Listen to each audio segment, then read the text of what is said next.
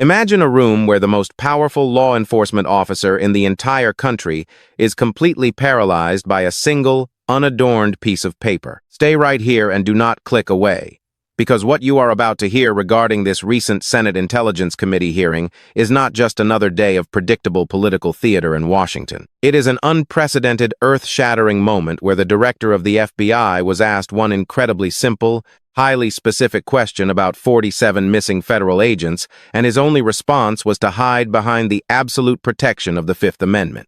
If you want to understand how deep the institutional shadows in our government truly go, and what happens when the absolute highest levels of power are cornered by undeniable, documentable facts, you need to hear every single word of this unfolding story. Subscribe to the channel and turn on your notifications, because this is what happens when the architecture of federal accountability is pushed to its absolute breaking point. The stage was set early in the morning.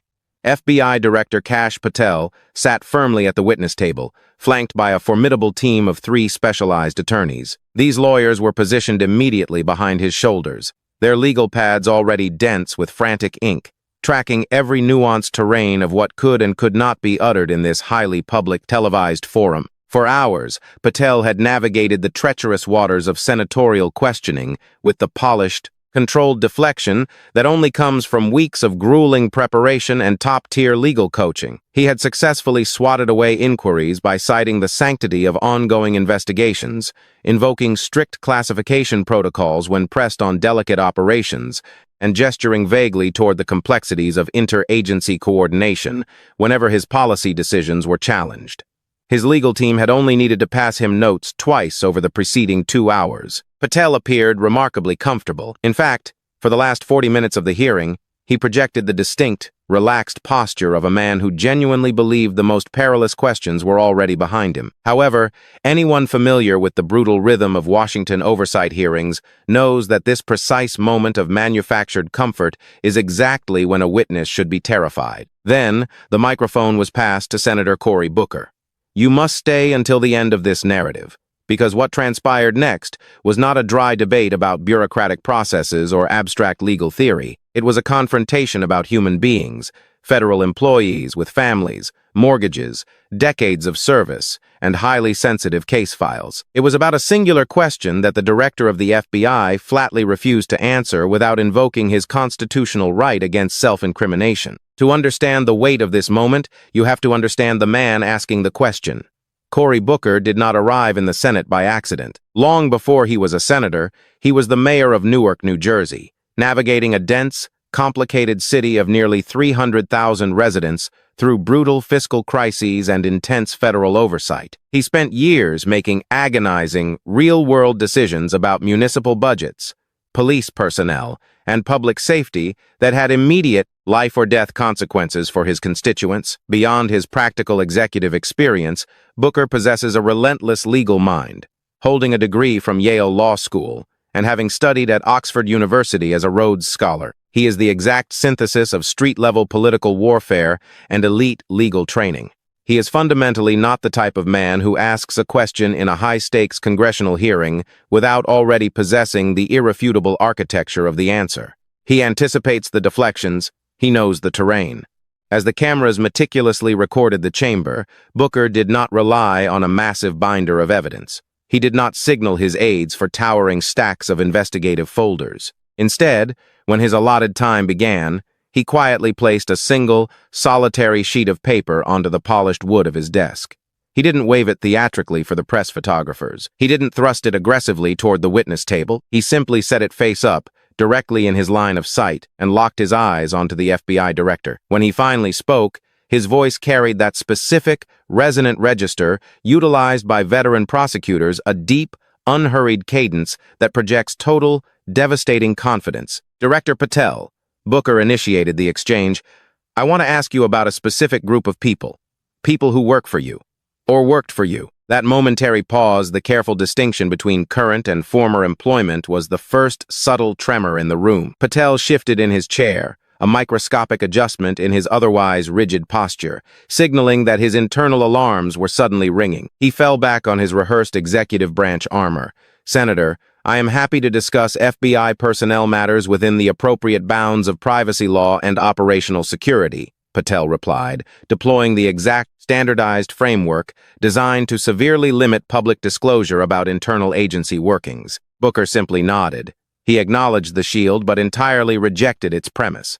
Good. Then this should be straightforward. He deliberately looked down at his single page, visually cementing the fact that he was operating from hard, verified documentation, not rumor or political speculation. On January 20th, 2025, the FBI's Epstein counterintelligence task force had 47 active agents assigned to it. Booker stated this not as a leading question, but as an immovable, established fact. It didn't matter if this explosive data point was excavated through his own congressional committee's rigorous inquiries, leaked by courageous whistleblowers deep within the Bureau, or verified by the Inspector General. He presented the number with the chilling certainty of a man holding the winning cards. He continued, systematically laying out the stakes. Those agents had been working Epstein-related files for between 8 and 36 months each. They had active, top-tier security clearances necessary for handling incredibly sensitive counterintelligence material. They had active case assignments, meaning ongoing, open investigative work,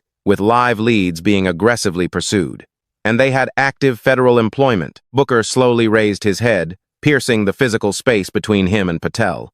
Where are those 47 agents today? The atmosphere inside the hearing room instantly morphed.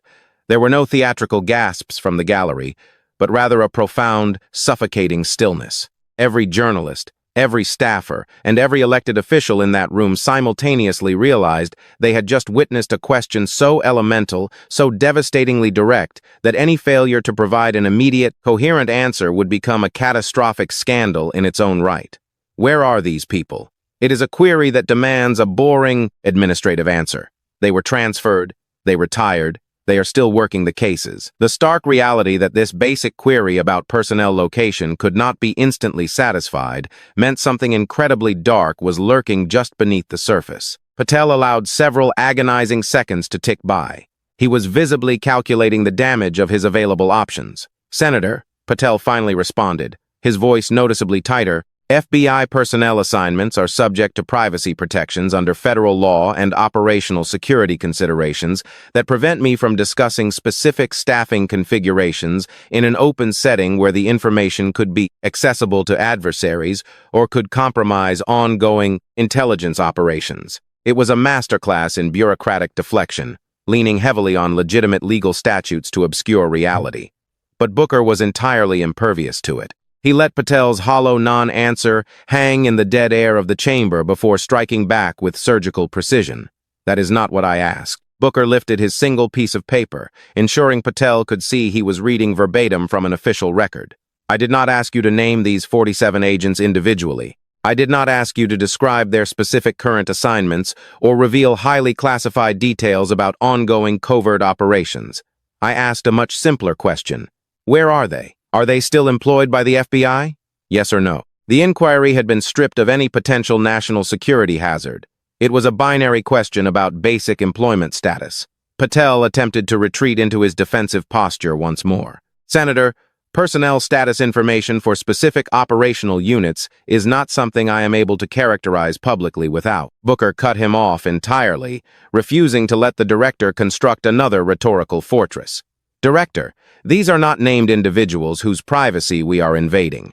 I am asking about a unit, a task force, a dedicated group of 47 federal law enforcement agents who had active, critical assignments on a specific date, January 20th. Are any of those 47 agents still assigned to Epstein-related counterintelligence work today? Yes or no?" What followed was a silence so heavy it felt gravitational. It wasn't the brief, thoughtful pause of a leader searching for the right words.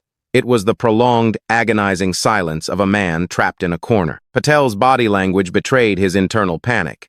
His jaw visibly clenched. His right hand reached out to physically grip the edge of the heavy wooden witness table, a blatant indicator of soaring physical tension captured by every camera in the room.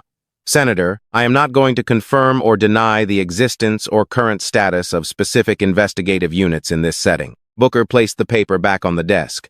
The time for preliminary sparring was over. The senator was about to drop the hammer. Director Patel, in February of this year, my office submitted a formal, legally binding personnel inquiry to the FBI's Congressional Affairs Office, the specific office designated to handle oversight requests. We asked for an account, not names, but a simple, numerical account of exactly how many agents are currently assigned to Epstein-related counterintelligence work. Booker paused, ensuring the procedural gravity of his statement washed over the room. This was not a spontaneous debate, it was a documented oversight process. The response from your agency, dated March 1st, stated, and I am reading directly from the FBI's own written response, there are currently 0 agents with active Epstein-related counterintelligence case assignments. Booker let the word hang in the air like an executioner's blade. 0. The task force that had 47 highly trained agents on the very day you took office has 0 agents today, according to your own agency's written legal response to a congressional inquiry. What happened to those 47 people? If you are following the sheer magnitude of this confrontation, make sure to like and share this narrative, because this exact moment is the culmination of every evasion Patel had successfully executed in the past. It wasn't about abstract policy or philosophical legal boundaries. It was about the sudden, unexplained vanishing of an entire specialized federal unit investigating one of the most explosive, deeply compromised networks in modern history. Patel attempted to normalize the devastating revelation. Senator, personnel reallocations are a standard feature of FBI operations. The Bureau continuously assesses where investigative resources are most needed based on evolving threat landscapes, and agents are reassigned accordingly. Booker raised a single hand, signaling a total rejection of the excuse. Director, I understand perfectly that standard reallocations occur. And standard reallocations produce standard documentation. They produce transfer orders showing where agents are being moved. They produce new assignment records. They produce updated personnel rosters reflecting organizational shifts. When my office submitted that formal inquiry asking how many agents are currently working Epstein cases, your office responded with one word: 0. That official response did not say the mission was transferred. It did not say the cases were consolidated into another division. It said 0. Booker's voice remained incredibly steady, but the intensity was escalating rapidly. Were those 47 agents transferred to other assignments within the Bureau? Were they placed on administrative leave pending some kind of internal review? Were any of them subjected to internal investigations related to their aggressive work on the Epstein files? What happened to them? Booker had methodically, systematically eliminated every single exit route. If they were transferred, Patel just had to say so. If they were on leave, he just had to confirm it. But Patel offered nothing. Instead, he desperately looked over his shoulder at his legal counsel. Both attorneys were furiously scribbling on their pads, their handwriting tight and panicked, desperately trying to engineer a legal phrasing that would allow the director of the FBI to evade congressional oversight without committing a felony. The senior attorney leaned forward, whispering urgently into Patel's ear. Patel never took his eyes off Booker. He gave a microscopic nod, signaling his submission to the lawyer's strategy. Senator, Patel began, his voice shaking slightly, on the advice of counsel, I want to note that questions regarding specific personnel actions affecting agents who were assigned to sensitive national security matters implicate both privacy protections under federal statute and operational security concerns. For the first time in the entire grueling exchange, Booker's voice erupted, slicing straight through the director's carefully lawyered evasion. Director, I asked what happened to 47 FBI agents. Federal employees. People who go home to their families every single night. People who had dedicated jobs and critical assignments and highly sensitive case files. They were actively working. And one day, those assignments vanished. And my office received a formal, written document from your own agency stating that 0 agents are currently working those cases. I am not asking you to reveal classified foreign intelligence. I am not asking you to compromise protected sources or covert methods. I am asking where your employees went. And you are sitting there giving me a rehearsed speech about operational security. The silence that followed Booker's eruption was absolute. No side conversations, no rustling papers, just the blinding, focused intensity of an entire nation watching a sitting senator demand accountability from a director utterly unwilling to provide it. Patel's hands were now pressed flat against the table, anchoring himself against the verbal assault. His initial arrogance had completely evaporated, replaced by a dark, guarded defensiveness. Let me be incredibly precise, Booker continued, his voice dropping back to a quiet, dangerous register that was somehow more terrifying than his shouting. I have been in enough rooms with enough powerful institutions to know that when a massive organization cannot account for its own employees, when it cannot provide a simple, mundane explanation for where 47 people went, something has gone catastrophically wrong that is not procedural. Something has happened that the organization is terrified to explain. He picked up the single piece of paper one last time. Were any of the 47 agents from the Epstein counterintelligence task force subjected to termination, forced resignation, or involuntary reassignment between January 20th and March 1st, 2025? The trap, meticulously laid and perfectly timed, was now fully sprung. Senator Booker was no longer probing the mundane, bureaucratic margins of routine departmental transfers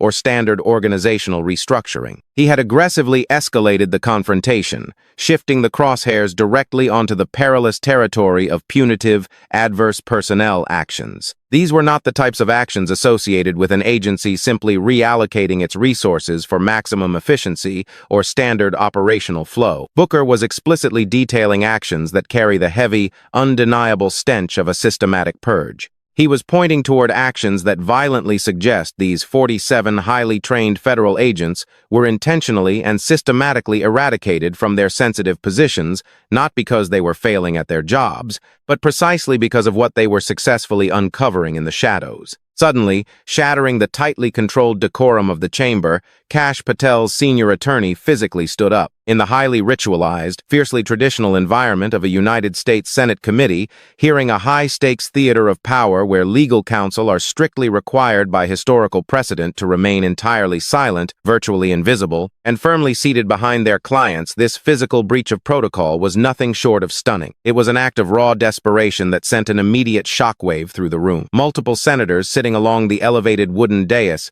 visibly recoiled in genuine surprise, their eyes darting to the standing lawyer as a murmur rippled through the gathered press corps. "Senator," the attorney barked, his voice laced with a panicked aggression that betrayed the severe legal peril his client was currently facing. "My client absolutely cannot respond to questions that specifically identify adverse personnel actions taken with respect to federal agents from highly sensitive intelligence operations. The fundamental privacy rights of those individuals under federal law, combined with the extreme operational security parameters." Before the lawyer could finish weaving his desperate shield of legal obfuscation, the committee chairman, Senator Dick Durbin, brought his heavy wooden gavel down with explosive, deafening force.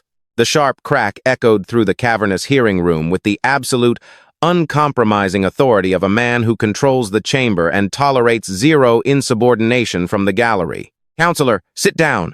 Durbin's voice cut through the tense air, vibrating with a cold, righteous fury. "Your client is the sitting director of the Federal Bureau of Investigation, and he is currently testifying under penalty of perjury, under oath, before the United States Senate, about federal agency operations that fall squarely and indisputably within the constitutional oversight jurisdiction of this very committee. He will answer the senator's question." Stripped of his unauthorized defense, the attorney slowly, resentfully lowered himself back into his leather chair, his rigid body language screaming a silent, impotent defiance. Suddenly, the protective legal bubble around Kash Patel entirely evaporated. He was completely, terrifyingly alone. Patel looked up at the chairman, his gaze then drifting over to Senator Booker's unyielding stare, and finally dropping down to his own hands resting flat against the polished wood of the witness table. The seconds began to tick by, each one stretching and warping into an agonizing eternity. The palpable tension in the packed room rapidly morphed into an oppressive, physical weight pressing down on everyone's shoulders. The television cameras zoomed in tightly, capturing every microscopic twitch of the director's jaw. The entire nation watched in real time, as the director of the FBI mentally wrestled with the most consequential, devastating decision of his entire professional career. He was hopelessly trapped in a vice between two catastrophic options: providing a truthful answer that would legally destroy his freedom, or taking a defensive action that would forever stain his legacy in the annals of American history. When Patel finally opened his mouth to speak, his trademark slick, bureaucratic fluency had completely vanished. The polished, evasive confidence he had wielded like a weapon all morning was entirely gone. His voice emerged flat, hollow, and utterly stripped of all human emotion, sounding remarkably like a defeated man reading the text of his own political obituary to a hostile audience. "Senator," Patel stated, the words falling like lead weights onto the floor of the chamber, "on the advice of counsel, I am invoking my Fifth Amendment right, and I am declining to answer any questions regarding specific personnel actions taken with respect to agents previously assigned to counterintelligence matters related to the Epstein investigation." The room did not immediately erupt. It didn't explode in chaotic shouting, frantic gasps, or a sudden barrage of immediate follow-up questions. Instead, it simply froze.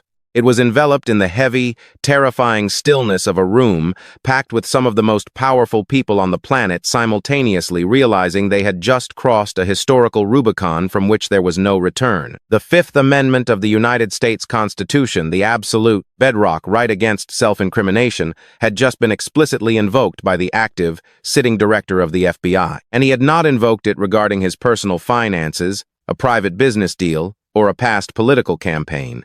He had invoked it in direct response to a fundamental oversight question about the sudden, unexplained disappearance of his own federal agents. To fully grasp the magnitude of this chilling moment, you must deeply understand the profound, unforgiving legal reality of the Fifth Amendment. It is incredibly crucial to remember that this constitutional provision is not a magical, all-purpose shield designed to protect powerful officials from severe political embarrassment. It is not a convenient public relations tool deployed to avoid looking grossly incompetent, administratively negligent, or politically biased on national television. The Fifth Amendment exists for one highly specific, monumental purpose within the American legal framework: to prevent the immense power of the government from forcing an individual to provide sworn testimony that could be actively and directly used to prosecute them for a criminal offense. Therefore, when any citizen, let alone the chief law enforcement officer of the entire nation, invokes the Fifth Amendment, they are legally and formally asserting that answering the question truthfully would provide tangible, prosecutable evidence of criminal conduct. They are stating, on the record, that the truth is a criminal liability. Therefore, Patel's historic invocation is nothing less than a devastating, earth-shattering admission. It heavily implies a strategy advised by a team of top-tier, exorbitantly expensive legal counsel, while broadcasting live on national television, that explaining exactly what happened to those 47 specific FBI agents investigating the sprawling Epstein network would potentially expose Kash Patel to direct criminal liability. There are only two logical conclusions to draw from this unprecedented moment. Either his brilliant, seasoned lawyers were completely and utterly wrong about the legal risks, a concept so laughable it barely warrants consideration in a room of this magnitude, or there is a genuine, terrifying, and undeniable reality that answering Senator Booker's straightforward question would provide the exact prosecutable evidence needed for the Department of Justice to launch a severe criminal prosecution against the director himself. What specific, horrific potential crimes could his elite defense lawyers be so terrified of? Obstruction of justice is the most glaring, neon-lit possibility. If those 47 highly trained agents were deliberately and maliciously removed from their active case files in order to intentionally suffocate an ongoing, dangerous investigation into powerful political and financial elites, that is, textbook, prosecutable obstruction. Unlawful retaliation stands as another massive, catastrophic legal risk. If those dedicated federal agents were purged, abruptly fired, or forcefully relocated to dead-end assignments in direct, blatant violation of federal whistleblower protections and civil service laws, that constitutes an illegal, heavily prosecutable personnel action. Furthermore, if there was a coordinated, quiet, backroom conspiracy within the executive branch to dismantle this highly specialized task force and subsequently hide the messy aftermath from the oversight committees of the United States Congress, that qualifies as a felony conspiracy to obstruct legitimate congressional oversight. None of these horrific crimes are definitively proven simply by Patel taking the Fifth Amendment today. A constitutional invocation is not a guilty verdict, but every single one of them is heavily, undeniably, and terrifyingly suggested by his desperate refusal to speak. When the man in charge of the law refuses to explain how the law is being applied for fear of going to prison, the very foundation of the justice system is violently fractured. To fully grasp the absolute horror and the existential stakes of this potential cover-up, You have to meticulously remember exactly what the Epstein counterintelligence task force was actually doing before it was suddenly, inexplicably annihilated. This wasn't a standard, run-of-the-mill criminal probe looking to put some low-level associate in a federal prison for tax fraud, money laundering, or basic wire violations. Counterintelligence investigations operate in an entirely different, far more dangerous stratosphere. They are fundamentally designed to uncover whether foreign adversaries, hostile intelligence agencies, or malicious international entities are actively and successfully compromising top-tier American officials, infiltrating our most sacred democratic institutions, and actively threatening the national security of the United States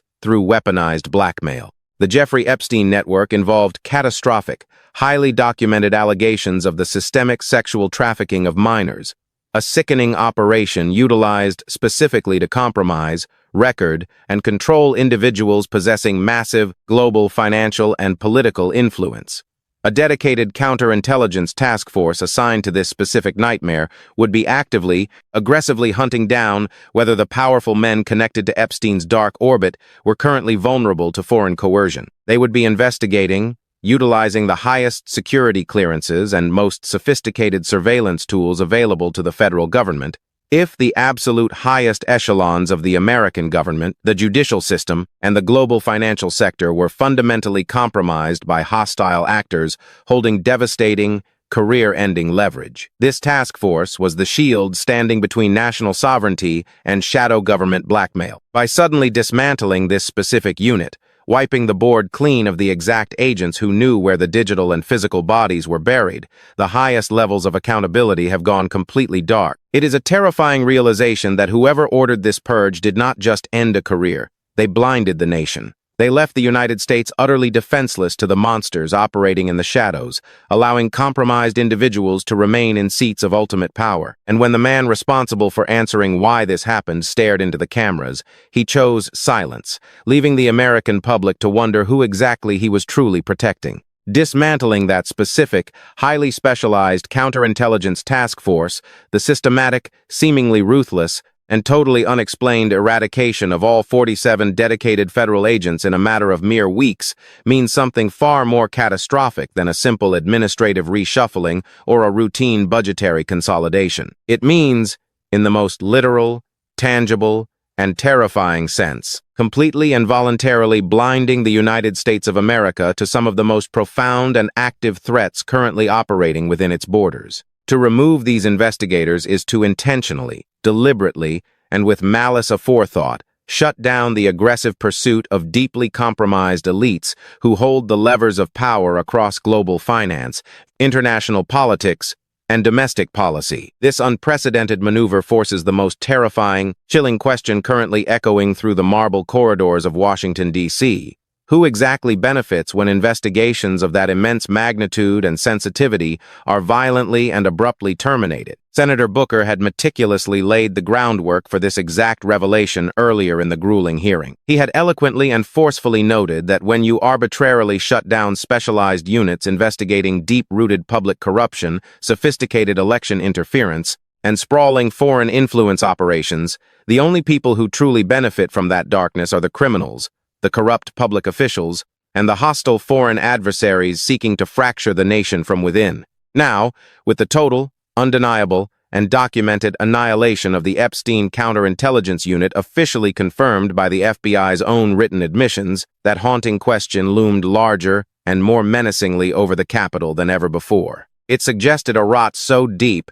that the very immune system of the Republic was being systematically dismantled by the people appointed to safeguard it. Senator Booker did not rush to fill the void left by Patel's invocation. He intuitively understood the theatrical, historical, and legal power of the moment unfolding before him. He allowed the sheer, suffocating weight of Director Kash Patel's constitutional refusal to slowly settle over the cavernous hearing room like a heavy, impenetrable blanket. He simply sat back slightly and stared across the elevated wooden dais at the director, his expression a complex mixture of profound disappointment, grim realization, and cold, calculated prosecutorial fury. He deliberately let the dozens of high-definition television cameras permanently document the deafening, prolonged silence.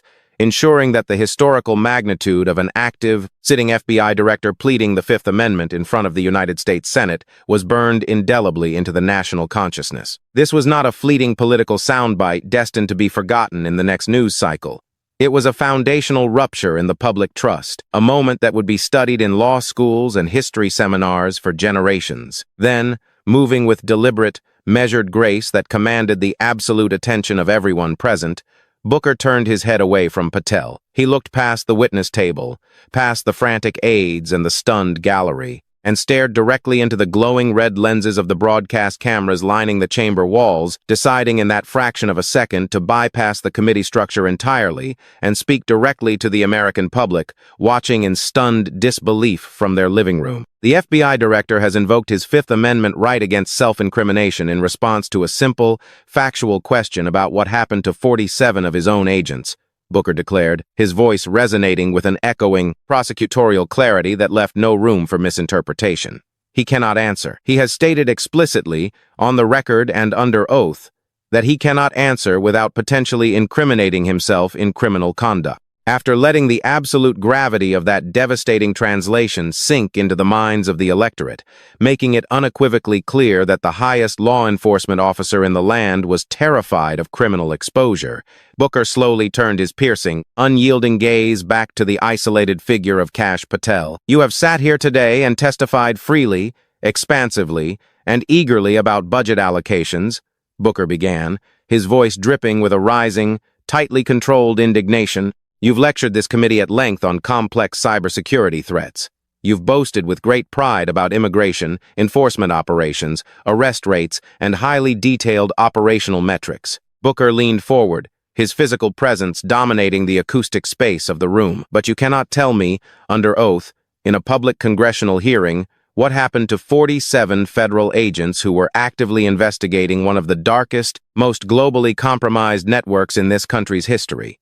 The senator's voice dropped an octave, delivering the final, devastating rhetorical blow with quiet, lethal precision. "You cannot explain where they went, because answering that question might put you in a prison cell." Across the room, Patel remained entirely, unnervingly motionless. The slick, polished, bureaucratic warrior who had swaggered into the room hours earlier, armed with practiced deflections and condescending institutional arrogance, was entirely gone. His team of high-priced defense lawyers were practically tearing the expensive paper on their legal pads as they wrote frantically, desperate to map a way out of the legal and public relations minefield they had just permitted their client to detonate. But the director himself was paralyzed. His hands remained rigidly anchored to the flat surface of the table, his knuckles white, his posture rigid, his mouth clamped shut, completely silent in the face of an accusation that would instantly define the remainder of his professional and personal life. Having extracted the maximum possible truth from the director's damning silence, Booker calmly picked up his single, devastating piece of paper, the very document that had catalyzed this unprecedented constitutional crisis. He folded it with deliberate, agonizing precision, creasing the edges sharply before setting it aside on his polished desk. The interrogation phase of the hearing was officially, irrevocably over. The time for gathering information, for sparring over semantics and operational security parameters, had passed. The time for brutal, unyielding legislative action had arrived. "For the record," Booker announced, his voice suddenly shedding its emotional resonance and ringing out with the cold, formal, and terrifying authority of parliamentary procedure, "I have a motion." The entire procedural reality of the room instantly, violently shifted. This was no longer a standard oversight inquiry or an information-gathering exercise. It was the formal initiation of aggressive, institutional congressional warfare designed to tear down the walls of executive secrecy. "I move that this committee issue immediate, legally binding subpoenas for the complete, unredacted personnel files of all 47 agents assigned to the FBI Epstein counterintelligence task force as of January 20th, 2025, Booker continued, his cadence rhythmic and relentless, methodically outlining the staggering scope of his demand. "I further move to subpoena all internal FBI communications, including emails, encrypted messages, secure text exchanges, and internal memorandums related to personnel actions taken with respect to those specific agents between January 20th and March 1st. He took a breath, letting the demands stack up like bricks in a prison cell. And I move to subpoena all directives issued by the FBI Director's Office regarding the assignment, reassignment, termination, or administrative review of any agent whose professional work involved Epstein-related intelligence files. These sweeping subpoenas, if authorized and ultimately enforced by the federal courts, represent a devastating, existential legal threat to whoever orchestrated this unprecedented purge. They are not merely requests for paper. They are legal weapons designed to compel the Bureau to surrender the exact, highly classified documents Patel and his handlers were desperately trying to bury. The unredacted personnel files would definitively reveal the exact termination dates and ruthlessly expose the fabricated, paper-thin justifications used to fire or reassign elite investigators. The internal communications would ruthlessly expose the exact officials by name, rank, and department who demanded the task force be dissolved. And the specific directives emanating from the director's office would prove, beyond a shadow of a reasonable doubt, whether this was a coordinated, top-down assassination of a critical national security investigation directed from the very top of the executive branch, rather than the routine, innocent, bureaucratic shift Patel had initially attempted to claim. But Senator Booker wasn't finished turning the procedural screws. He paused, looking slowly around the dais, ensuring that the room, his Senate colleagues, and the millions in the viewing public were fully bracing for the final, devastating kill shot. "And I move," Booker continued, his voice echoing loudly off the ornate, wood-paneled walls, that Director Patel's invocation of the Fifth Amendment in response to this committee's direct oversight questions be formally entered into the permanent congressional record and officially transmitted to the Department of Justice Inspector General as potential, actionable evidence of obstruction of congressional oversight. The implications of this second motion were staggering,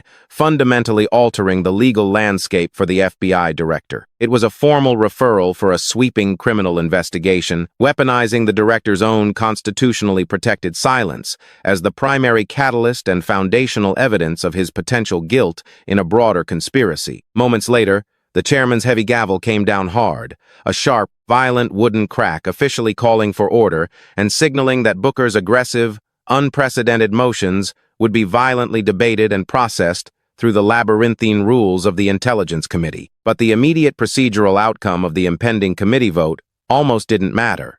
The historical, permanent damage to the institution and the individual was already done. The record was written in stone, impervious to future political spin, media manipulation, or legal retraction. The director of the Federal Bureau of Investigation had taken the Fifth Amendment to avoid explaining to the United States Senate why the specific, highly trained investigators hunting the deeply compromised Epstein network had been wiped off the map. This historic, profoundly disturbing hearing established a stark, undisputed timeline of events that should fundamentally terrify every single American citizen paying attention to the fragile mechanics of their constitutional republic. On January 20th, exactly 47 highly trained, fully cleared federal agents were actively, aggressively hunting compromised elites and international blackmail rings with the full backing of the federal government. By March 1st, a mere 6 weeks later, an official, written FBI document submitted to Congress under penalty of law confirmed that exactly 0 agents were currently assigned to the mission. Let that horrifying timeline sink in. An entire, highly specialized, heavily resourced national security task force was vaporized. It was not gently downsized due to budget constraints. It was not reorganized, restructured, or relocated to a different field office to optimize efficiency. It was eradicated, from 47 active agents to 0 in 40 days. And when the man in charge of the entire Federal Bureau of Investigation was legally compelled to answer how and why that happened, his high-priced defense lawyers told him that telling the truth would expose him to felony criminal charges. The impending subpoena battles triggered by Booker's relentless motions will be incredibly vicious, fought fiercely in the federal appellate courts and the unforgiving court of public opinion. The FBI and the Department of Justice will undoubtedly attempt to hide behind massive, impenetrable walls of executive privilege, loudly and persistently claiming that turning over these specific personnel files would ruin operational security, fatally compromise ongoing intelligence methods, or egregiously violate the strict employment privacy laws of the agents involved. But Senator Booker's legal trap was perfectly, surgically constructed to bypass those standard, tired, bureaucratic defenses. He isn't asking for a massive, unspecific data dump or sweeping, unrestricted access to irrelevant files. He surgically targeted a highly specific unit during a highly specific 6-week window of time. Federal courts have historically, consistently held that Congress possesses massive, sweeping oversight authority to investigate potential malfeasance within the executive branch, and that vague, generalized claims of executive privilege cannot easily be utilized to shield potential criminal obstruction from the legislative branch's constitutional mandate. This confrontation will inevitably ignite a massive, sprawling legal war that could very well reach the Supreme Court of the United States. But the Fifth Amendment plea itself cannot be redacted from the hearing transcripts. It cannot be legally maneuvered away by clever appellate lawyers or buried under mountains of classified briefings. It is permanent, an indelible, dark stain on the institution of federal law enforcement. The profound, disturbing questions that Director Kash Patel flatly refused to answer will now violently echo through the halls of justice, the press briefing rooms, and the campaign trails for years to come. Were these dedicated, patriotic federal agents forcefully, illegally removed because the specific, damning evidence they were uncovering directly threatened powerful political and financial interests operating at the highest levels of global society? Was this a targeted, deliberate, top-down purge orchestrated by unseen hands to permanently bury a counterintelligence investigation that was getting dangerously close to exposing the absolute truth about who truly runs the world? If this had truly been a routine, innocent reorganization of operational resources, as was initially claimed by agency spokespeople, there would be absolutely zero criminal exposure in explaining the mundane logistics to a Senate committee. The silence, the terrifying, unprecedented invocation of absolute constitutional protection against self-incrimination by the nation's top cop is the loudest, most damning answer Kash Patel could have possibly given. This bitter, chaotic confrontation, ending with Senator Booker angrily declaring, "The people of New Jersey tell me what my time is," and Patel defensively, almost childishly snapping back, "I am not afraid of you," is the pure, unadulterated distillation of a fundamentally broken system of governance teetering on the edge of the abyss. When a constitutional government cannot even tell its duly elected representatives where its most sensitive law enforcement officers have gone, the fundamental architecture of democratic accountability is rapidly collapsing. This crisis goes far beyond standard partisan politics. It is an existential question about whether any legitimate investigation into the darkest, most corrupt corners of elite, entrenched power can actually survive when the people ostensibly in charge of the justice system are entirely willing to dismantle the investigators and cowered behind the Constitution to cover their tracks. The Senate hearing may have officially adjourned, the television lights may have been turned off, and the chairman's gavel may have fallen for the day, but the true investigation into the heart of this darkness has only just begun. The 47 agents are gone, scattered to the winds of bureaucratic reassignment or forced retirement, but the massive, undeniable reverberations of their sudden disappearance will tear through Washington until the horrifying truth is finally, inevitably forced out of the shadows and into the blinding light.